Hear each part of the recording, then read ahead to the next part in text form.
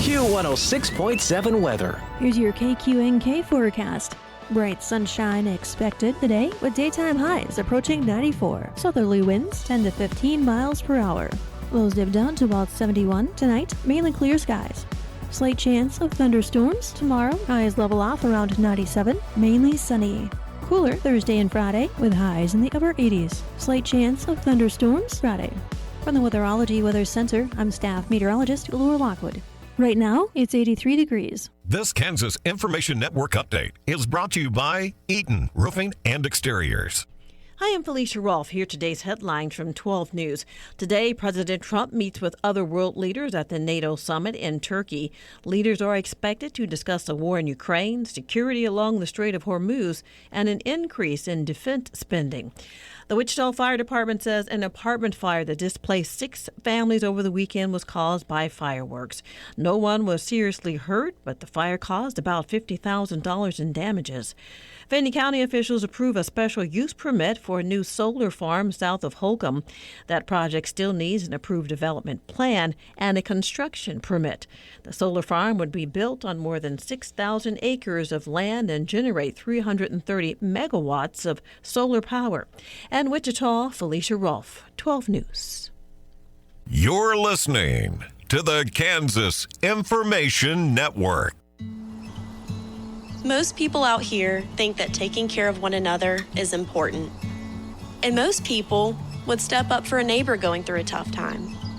Most people around here help out friends and family when they need it.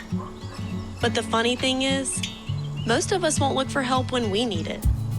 If you're struggling with mental health, you should know that there are resources out there that can help. And it's okay to talk about it if you need to. One place to get started with information is loveyourmindtoday.org. Loveyourmindtoday.org offers a range of guides, instructions, and insights for dealing with difficult situations or getting through a tough time. If you're struggling with mental health, get the help you need, because most people out here really care. Visit loveyourmindtoday.org. That's loveyourmindtoday.org. Brought to you by the Huntsman Mental Health Institute and the Ad Council.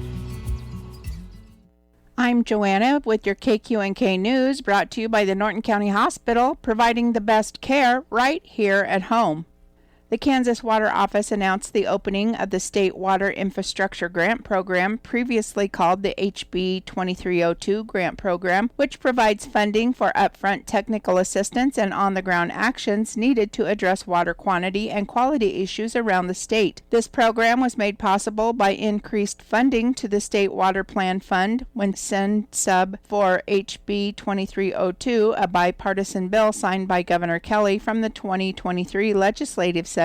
These grants help communities plan and execute water infrastructure projects to ensure a safe and secure water supply for their residents, according to Connie Owen, Kansas Water Office Director. These funds are generally directed to supporting water-related infrastructure projects. Eligible applicants include municipalities and special districts related to water organized under the laws of Kansas. HB 2462, passed in the 2026 legislative session, updated the grant program's criteria, scoring categories, and administration guidelines. The Kansas Water Office will host a webinar to provide additional information on these changes on July 23rd. The webinar will be recorded and available on the KWO website following the event. The applications are open through September 15th. More information on the application criteria and process can be found at kwo.kansas.gov.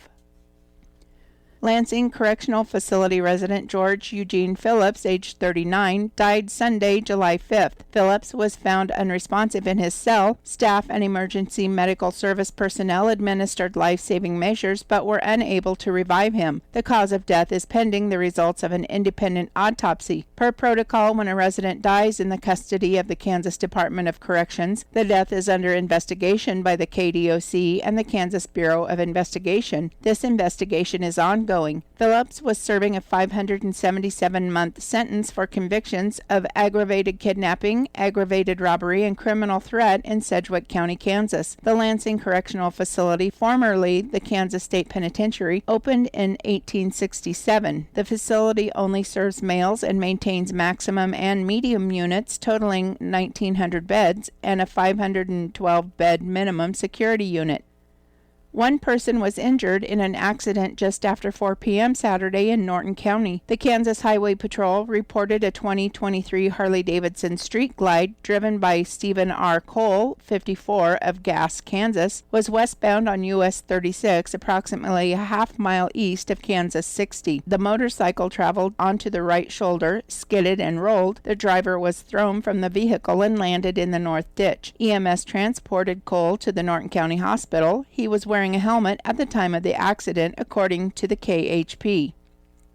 A rural Saline County home is a total loss after a fire on Thursday. A 67-year-old resident left their home in the 10,000 block of South Hon Neck Road, Saline County, Kansas, according to the Saline County Undersheriff Brent Melander. Just after 5 p.m., the resident returned home to find heavy smoke coming from the home. According to Melander, 250 baby chickens were being kept in the basement, died. The cause of the fire could be a faulty fan left on in the kitchen, according to Melander. The home is a total loss. The loss estimated by resident of the home, $150,000 for the home and $40,000 for contents. Marquette Volunteer Fire Department, Saline County Rural Fire Department number 6, Saline County Rural Fire Department number 2, and McPherson County Rural Fire District number 8 responded to the fire.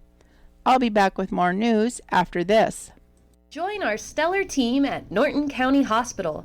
Looking for a workplace where compassion meets career growth? Look no further.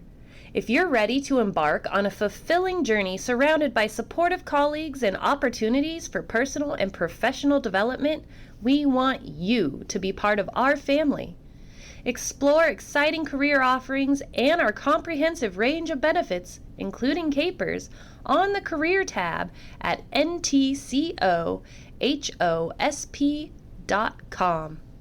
According to the unofficial minutes of the Norton County Board of Commissioners meeting, Chairman Thompson called the meeting of the Norton County Board of Commissioners to order on June 30th in the Commission Room. Those in attendance were Chairman Richard Thompson, Commissioner Garrett Beidler, Commissioner Marvin Matchett, County Clerk Craig Renner, County Attorney Abigail Horn, and Road and Bridge employee Gene Briner. Weekly correspondence, fund balances, vouchers, and abatement and minutes were distributed to the commissioners. Commissioner Beidler moved that the Board of County Commissioners enter executive session for non-elected personnel related to the Road and Bridge Department. Present in the executive session shall be the Board of County Commissioners, Clerk Renner, Attorney Horn, and Gene Briner. The commission came out of the executive session. No action had been taken. Deputy Clerk Caitlin Skurdlant joined the meeting to explain the recent changes in the updated policy regarding the accruing of sick and vacation hours. There were a couple of employees that the change had affected negatively, and the commission wanted clarification.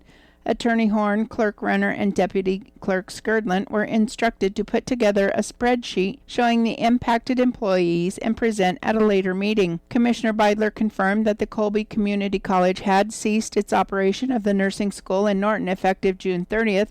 Commissioner Beidler had delivered the message to the hospital board that the county intended to keep the subleasing to the hospital under the current arrangement, but with a new contract to be written by County Attorney Horn. Commissioner Beidler was tasked with doing a final walkthrough of the facility to confirm it was left in order. The contract specified a 90-day notice, but the commissioners agreed to waive the penalty if the walkthrough was satisfactory. Interim Road and Bridge Supervisor Jimmy Goss joined the meeting. Commissioner Matchett moved that the county enter into a service agreement with Cone, an elevator service company. Commissioner Beidler seconded the motion. Clerk Renner asked for clarification of which agreement he was moving to approve. After discussion, Commissioner Matchett rescinded the motion and Commissioner Beidler rescinded the second. No action was taken. Commissioner Beidler moved to recess the Board of County Commissioners meeting to hold a minimum maintenance road hearing in the commission room with the regular meeting to reconvene immediately following the hearing. Commissioner Matchett seconded the motion. It carried 3-0.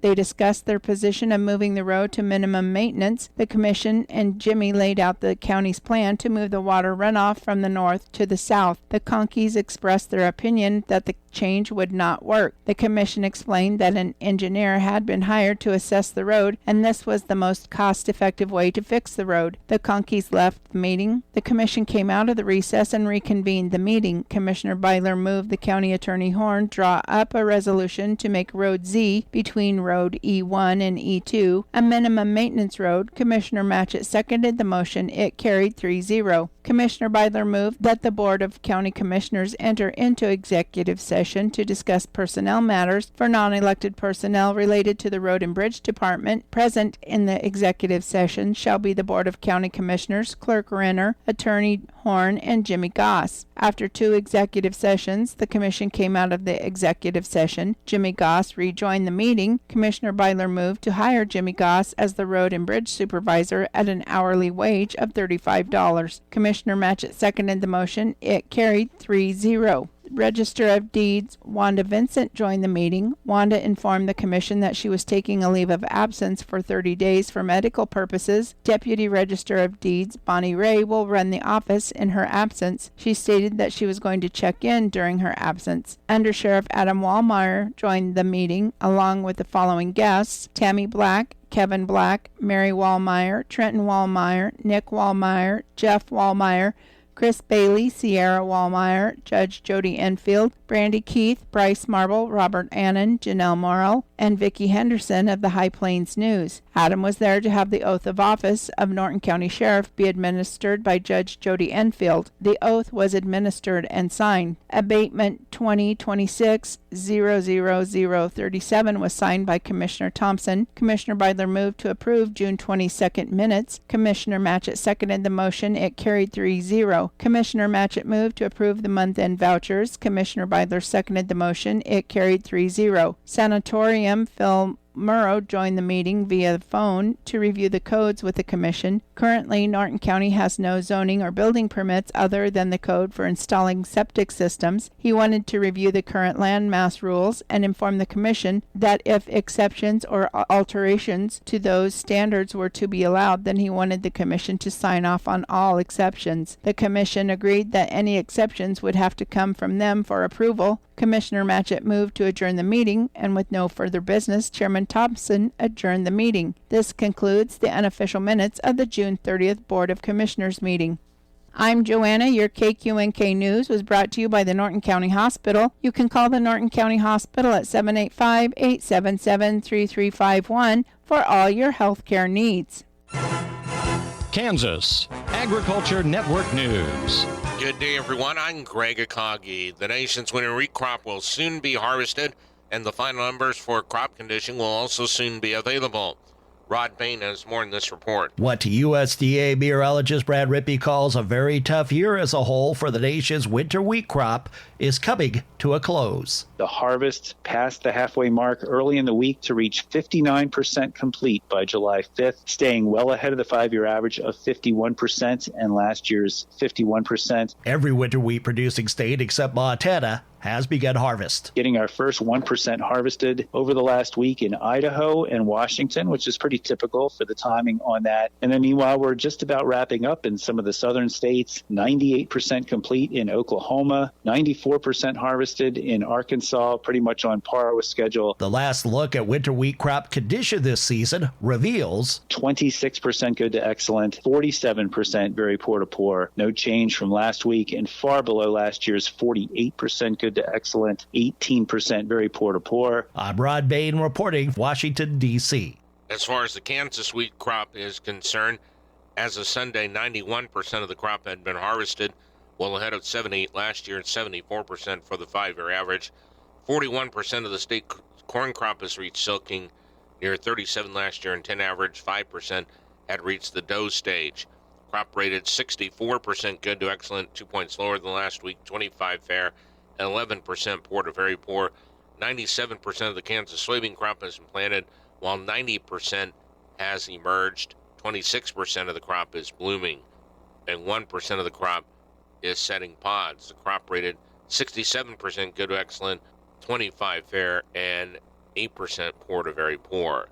This is the Kansas Ag Network. ValleyVet.com, ValleyVet.com. Fair time is coming, and Valley Vet Supply has all the fitting and grooming products you need to make those animals look their best. From clippers and combs to brushes and blowers, keep your show animals cool with a powerful turbo fan. Big ones for cattle, small fans for swine, sheep, and goat projects. And Arctic Mister show barn fans cool them off and maintain that hair coat too.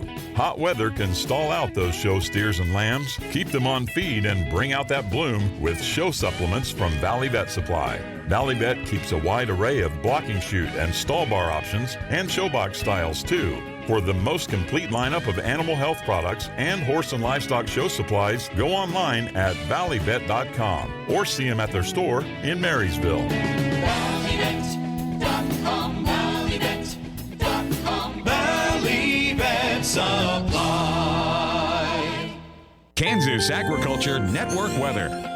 I'm meteorologist Jennifer Wojcicki on the Kansas Agriculture Network. Well, it does look like we can expect to see a hot one across the state here for this afternoon, with temperatures expected to get into the 90s for the most part, maybe a few areas lingering right around about 100 degrees for the southwestern and west central portions of Kansas. Essentially fairly average for this time of the year, except the warmest spots looking to be the extreme western portions of the state. Nearly the entire state should be around about the mid to lower 90s. And again, some areas just a little bit above that. It does look like we can expect to see mostly sunny skies across the state for this afternoon. And then for tonight, though, it looks like we'll have a little bit more cloud cover coming in, especially as we get to the overnight hours for the northwestern portions of the state, and overnight lows dropping down into the upper 60s to the lower 70s across the state as well. By Wednesday, looks like another hot one actually lingering in the mid to lower 90s for the extreme eastern portions of the state, mid to upper 90s for the central and northwestern portions of the state. Looks like for the southwestern and south central portions of Kansas, temperatures getting up just over 100 degrees, so slightly warmer overall for the day tomorrow. It also looks like we can expect to see mostly sunny skies as well. Once we get to Thursday, it looks like temperatures once again remaining in the 90s primarily. Our coolest spots in the lower 90s for the northern portions of the state. That's going to be actually fairly average for this time of the year. Warmer as we get to the south, and again, just above 100 degrees for the southwestern and south central portions of the state. Partial sunshine expected in the morning hours, but then actually becoming mostly sunny across most of the state as we get to the afternoon. More cloud cover in the northeastern portions of Kansas. A chance for some showers and thunderstorms in the morning for that area as well. Then a chance for showers and storms for the extreme northwestern portions of the state by the afternoon. This is the Kansas Ag Network. What I know about courage, I learned from my adoptive mom. She said sometimes you just gotta hold on and know we'll get through this. Mom, we are so high up. Hold my hand. No, you hold my hand. Here we go. Learn about adopting a teen from foster care. You can't imagine the reward. Visit adoptuskids.org to find out more. I learned patience from my adoptive dad. All he had to say was, "Hey, you got this. Just breathe." Hey, we're pretty good. Yeah. Might have to start a band. I got it. Learn about adopting a teen from foster care. You can't imagine the reward. Visit adoptuskids.org to find out more. This message is brought to you by Adopt US Kids, the U.S. Department of Health and Human Services, and the Ad Council.